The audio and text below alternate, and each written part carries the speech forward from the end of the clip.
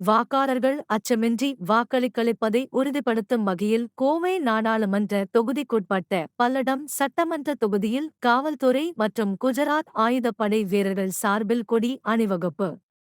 தமிழகத்தில் மக்களவைத் தேர்தல் வரும் ஏப்ரல் 19ஆம் தேதி ஒரே கட்டமாக நடைபெறவுள்ள நிலையில் கோவை நாடாளுமன்ற தொகுதிக்கான தேர்தல் பணிகள் தீவிரமாக நடைபெற்று வருகிறது. அதன் ஒரு பகுதியாக கோவை பாராளுமன்ற தொகுதியில் உள்ள தேர்தல் பணி பாதுகாப்பிற்காக 100க்கும் மேற்பட்ட குஜராத் ஆயுதப்படை காவலர்கள் வரவழைக்கப்பட்டுள்ளனர்.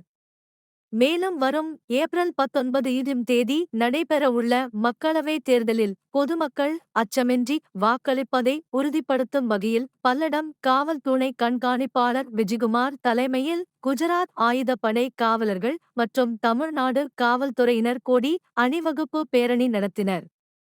இந்த பேரணி பல்லடம் பேருந்து நிலையத்தில் தொடங்கி முக்கிய வீதிகள் வழியாக செட்டிப்பாளையம் சாலை வரை அணிவகுப்பு நடைபெற்றது.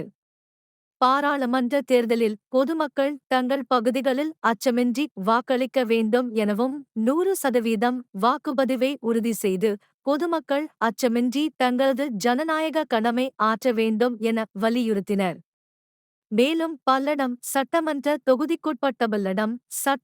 தொகுதிக்குட்பட்ட பதட்டமாக உள்ள வாக்குச்சாவடிகளில் காவல்துறையினர் கூடுதலாக பாதுகாப்பு பணியில் ஈடுபடுவார்கள் எனவும் தெரிவித்தனர்.